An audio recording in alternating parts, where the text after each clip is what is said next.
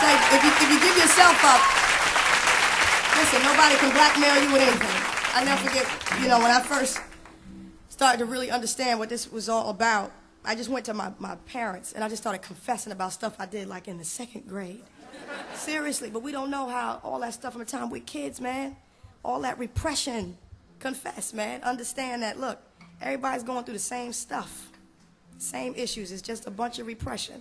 And I'm saying, man, life is too valuable, man, for us to sit here in these boxes all repressed, afraid to admit what we're really going through. You know what I'm saying? I'm tired of that.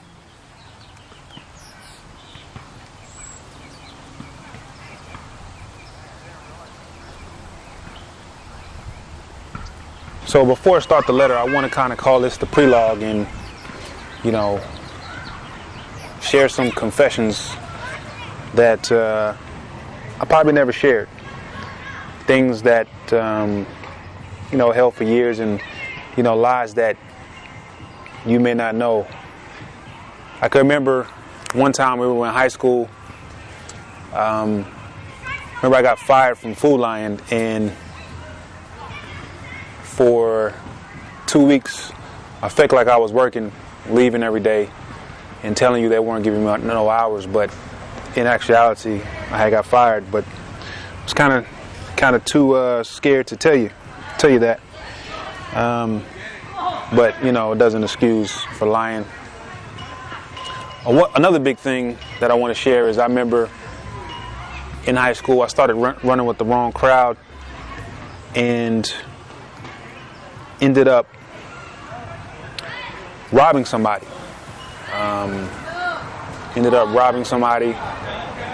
We staged a robbery. I believe it was like a Friday night, and staged a robbery. Right after we did that, we thought about stealing a car. We kind of plotted it out. We had all the metrics to it, and it just, the plan kind of foiled. And thank Yah it did, because, that could have altered my life in a different direction. So those are some confessions, that I've held for a while. It may seem insignificant, but as you get older and you get to higher levels in maturity, you kind of want to get free from just anything that may even potentially hold you back. So that's the major things I can remember. So I ask you for forgiveness on these things and lying to you. Dear Dad, I hope you're well and life is treating you well. I'm doing fine here in California working on my new film. I'm writing you this letter because after my last relationship, a lot of things surfaced within me that I didn't know existed. I wanted to help resolve them by writing you. This letter is not an attempt to disrespect you. It's just some things I would like to share, so you can see the development of my manhood for the last 14 years. I love you. I really don't know where to start, but I'll briefly start with my mom. Looking back, growing up not being raised by my mother created some challenges for me as an adult. One of those challenges was not really having a solid or firm origin story of who I am. Things like, how did you and my mother meet? How did y'all fall in and out of love? Why did you divorce her? What was your plan? Did you love her? Did y'all fight and argue? These are just a few questions I have. I never got the full origin story. Thus far, it's felt like a secret. You are free to share those things whenever you would like to. Anyway, I would like to say growing up, Grandma was the closest person I had to a mother figure. And even though I did see my moms when visiting my grandma's house, my mom's mother, every other weekend, I connected with Grandma the most. Granted, Grandpa was always there, but looking back on it, it seemed like everything fell on Grandma's shoulders. Waking up early, work, feeding her parents, taking care of them, taking us to practice, picking us up, then feeding us, then to bed. The stress of repeating that every day is what I believe killed her. Me and Grandpa had a decent relationship, but he wasn't really active in talking about things or giving life lessons or wisdom.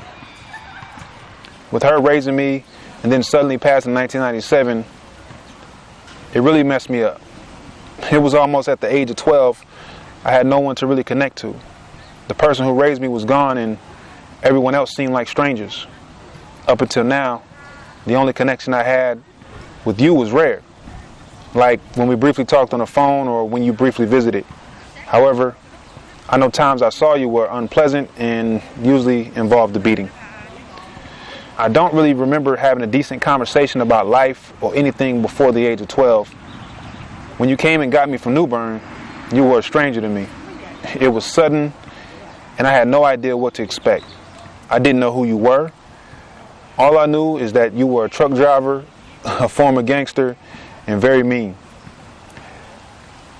I didn't know how you grew up, how your relationship was with Grandpa, how your childhood was, or your relationships with women, or what you did in your life from birth until I was going to go live with you at the age of 12.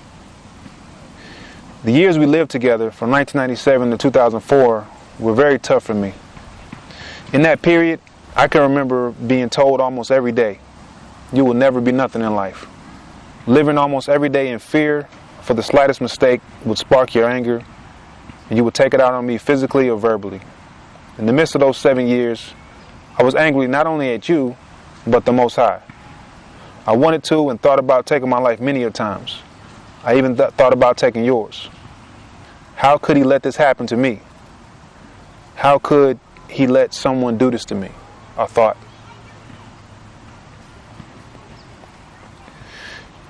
And it seemed like nobody would listen. And even if they could listen, there was nothing they could do. In high school, football was one of the only things that I was talented at and gifted at. During high school, I could remember games that you would come to. I was proud. And for the most part, you were supportive. However, inside there was a void. The void was I was living in fear and overextended myself for your approval and love, not even knowing if it was something I wanted to do or if it was only something I was doing so you would love me. After 2004, when I left that summer for college, the voids and memories I had would shape me. Creating a deeper void, I would try to fill with anything I could. One way it shaped me was my self-esteem. I battled and struggled for many years with the thoughts of, I'm not good enough. Am I good enough? And, well, I'll never be nothing. This plagued me with depression and anxiety. I lived in fear of those questions and thought they were true.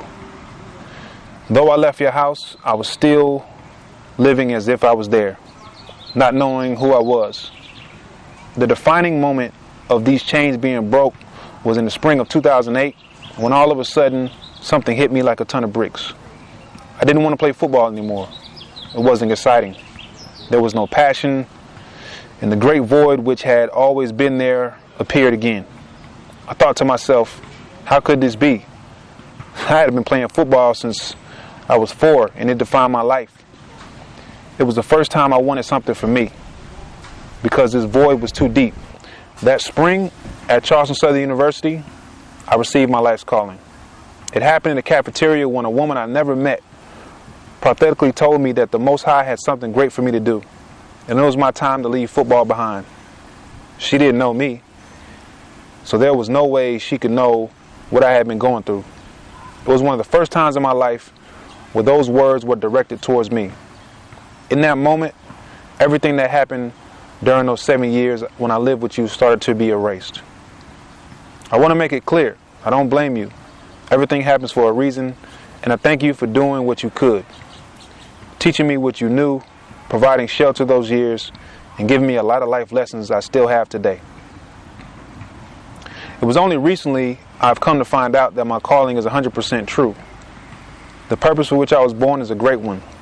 That is to love the Creator, whose name is Yahuwah, and with every fiber of my being, be a blessing to many, and with Him, share the truth through my gifts and talents like film to help people be set free from mental and physical slavery. It took 14 years for those seeds that were planted during that time to be uprooted. I want you to know that I don't hate you for planting those seeds, and I forgive you for all that you did or didn't do. It's just important that the cycle be broke with me. One of the next ways living with you shaped me is equally important: love. More specifically, loving people and romantic relationships with women. This was one of those conversations no one ever gave me. My introduction to physical and sexual relationships between men and women, oh man,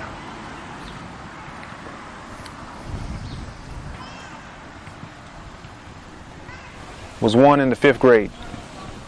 I believe I saw Grandpa's VHS tape of pornography. For years, those images of perversion distorted my view of our queens, marriage, and sex. Moving on, since high school, I've had numerous girlfriends, dealings with women. Most were defined in 2 categories: ones I dogged out and didn't respect, and ones that ended up me being hurt because I didn't respect myself. Let's start with the ones I dogged out. Growing up, I saw you dog out many women and abuse them. This, I believe, got into my subconscious, and naturally I did the same thing.